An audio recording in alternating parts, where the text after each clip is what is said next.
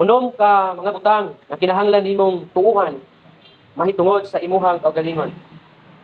Manuman, tungod kay you will eventually become a product of what you believe.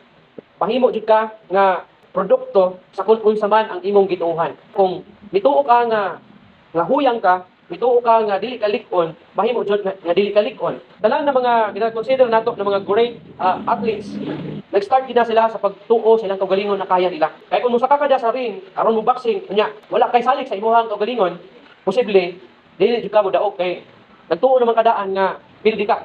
Even mga pastors, wala man siguro yung mga pastors nagunahuna nga dili gyud sila mag kanang dili mo dako ang ministry nila. Wala siguro nagunahuna nga pastor nga mingon lang nga basta ako pamastoran ko bahalag masirado ina na ba. So nagtugnaw gina sila nga mahimong adunay kalampusan ang ilahang pagpamastors. I have been given power over the devil. Ako gihatagan og gahom labaw pa kang Satanas. So kung mutuo ka na kaya nimo ma-overpower si Satanas sa imuhang kinabuhi, makaya nimo. Ang mga tao nga mingon sila lisod kayo pilidiyon si Satanas, mga tao na nga huyang, mga tao nga tan-aw nila is giant si Satanas dahil silang kinabuhi. Pero kung ang imuhang pagtuo is kaya nimo nga pildiyon si Satanas, daw ikaw ang giant dira kang Satanas. O si Satanas mura na lang na siya og duwende sa imuhang atubangan o duwende sa imuhang mga mata. Kabaluta nga grabe ka malinglahon si Satanas. Dali ra kay sa makadali, labi na kung huyang ka. Pero nagtuo ko na pag naa na si Kristo sa imong kinabuhi, kaya nimo pildihon si Satanas. Kaya nimo lupigon si Satanas. Unang Juan 4:4. Mga anak, kamo iya sa Dios, ug sila inyo nang gibuntog, kay siya nga anaa kaninyo, labaw pa kay kaniya nga ania sa kalibutan. So kaya ninyo, kaya nato mabuntog si Satanas kay nganuman. Naman si Kristo sa tuwa. O mas gamhanan si Kristo nga niya sa tuang kinabuhi kay sa kang Satanas. Bisag unsa pa ka malinglahon si Satanas, bisan unsa pa ka intense ang iyahang pamaagi sa panintal sa imuha, kaya nimo lupigon tungod kay si Kristo ang imuhang manlalaban diha sa imuhang kinabuhi. I have been given power over circumstances in my life. Matag usa kanato, aduna gitay mga sirkumstansya sa kinabuhi. Dili bot pasabot nga nahimo kang Kristohanon is wala ka nay pagsulay o exempted ka na sa mga pagsulay. Pero laumi hinuon sa diha nahimo kang Kristohanon, mas daghan pagyud ng mga pagsulay nga maabot sa imuha aron i-test ang imuhang pagtuo diha sa Ginoo. Now, kung maabot man kanimo ang nagkalain-laing matang sa mga sirkumstansya diha sa imong kinabuhi, tuohi nga aduna kay gahom nga mulupig o mupildi sa mga sirkumstansya diha sa imong kinabuhi nimo. Kay kasagaran sa mga tao nga dili makapildi og sirkumstansya silang kinabuhi, mao kining mga tao nga kulang og pagtuo sa Ginoo. Mga tao na dali ra kaayo mawad-an og paglaom. Pero kung naa si Kristo sa imong kinabuhi, nagatuo ko na kaya nimo lupigon ang mga sirkumstansya. Ila diyang kawalan-on, mga balatian, mga nagkanlain mga pagsulay diha sa imong kinabuhi, kaya nimo lupigon. It's because naa naman si Kristo diha sa imong kinabuhi. Marcos 11:23. Sapagkat tinuod sultihan ko kamo, nga si bisan kinsa nga moingon niining bukira, maal sa ka og matambog ngadto sa dagat, ug dili mag duwa-duwa sa sulod sa iyang kasintasing, kun dili motuo hinuon nga matuman gayod ang iyang gisulti, kini mahitabo gayod alang kaniya. Kung aduna kay pagtuo na kaya nimo pildihon ang imong mga circumstances sa kinabuhi, makaya nimo. Sa matter of faith, inana ka powerful ang pagtuo. I have a strong body that has been healed by the stripes taken on Jesus' back. Isa sa mga armas ni Satanas para maluyatan is atakihon ta physically. Kadang pagsakit, kay kung apektado ta physically, mahimo pod na maapektuhan ta spiritually. Kay kung doon na kay balatian, di na makaganahan mo simba kay doon na makay sakit. Kung doon na kay balatian, di na kaganahan mo ampo kay di man mo kaya labi na kung grabe ka intense ang sakit nga mitakboy da sa imuha. Kung maabot man kanimo ang balatian, tuohi nga ikaw adunay abilidad. Tuohi nga ikaw adunay lig-on nga lawas. Adunay lig-on nga body. Kadiin naayo pod sa latos ni Jesus Christ. Ang tanan ng mga lapdos diha sa imong lawas naayo na. It's because of Jesus Christ. Kana atong tuhan na dili makapasipala sa Satanas sa sobra kasakit nga diin dili nato makaya. Kung aduna may himuon ni Satanas ato hinumduman nato, nakaya nato kay giayo na ni Jesus tanan pinaagi sa nadawat ni Jesus Christ diha sa ibabaw sa cross. In Matthew 8:17, kini maoy pagtuman sa gisulti pinaagi sa propeta nga si Isaias. Gikuha niya ang atong mga kaluyahon ug gipasaan ang atong mga sakit. See? Wala na.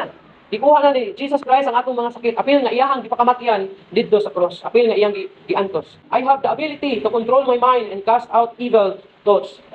Ang atong mga mata, mao ni siya ang bintana sa ato ang nahuna. Whatever na makita sa atong mga mata, diretso na diri sa atong nahuna. Ug ang atong nahuna, uproduce og nagkalaing ngilad na mga hulagway. Ngilad na mga nahuna. ang atong nauna mo produce siya og mga malaway na mga hulagway dinhi sa kalibutan. O mao ni siya ang mata gamiton ni Satanas para ang atong pangutok, ang atong mind nato is malukop or mapuno sa kadautan. Ma-occupy siya sa kini ginatawag evil thoughts, mga yawan-on na mga panghunahuna. Apan hinumdumi kanunay nga ikaw adunay abilidad to control your mind. Aduna kitay abilidad na kaya nato i-control ang ato ang pangunahuna nato. Kaya nimo limitahan, kaya nimo babagan ang katong dili maayo nga buot mo sulod diha sa imong unahuna. If there is something bad nga buot mo sulod diha sa imong unahuna, aduna tay abilidad na i-hold nato na siya.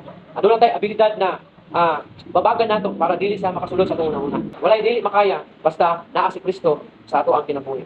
I am poised for success and will not accept any defeat as final. Kana bitong si Satanas mingon sa imong dili ka magbalang-puson, dili ka mag-success sa imong life. Ayaw tuo ana, ayaw tuo nga dili ka mag-success sa imong kinabuhi. Dapat hubarog ka, dapat barugan nimo nga ikaw kaya mag-success sa imong kinabuhi. Ayaw dawata as final defeat ang kining pagkadili malampuson sa kinabuhi.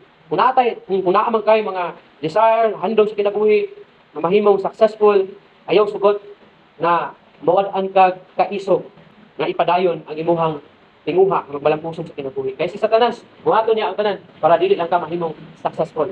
Dauton nimo kinabuhi, isilsil niya sa imong ating patakan, dili nimo kaya. Kaya kung estudyante, for example, estudyante, mayon si Satanas na dili nimo kaya mag-success, dahil kay bubo ka. Kung ayaw tuwa na, ayaw dawata ang sugyot ni Satanas as final defeat sa imong kinabuhi. Wala pa na human ang process sa Ginoo sa ato ang kinabuhi nato. Wala mag-success ta. I hate sin but love all people and have favor everywhere I go.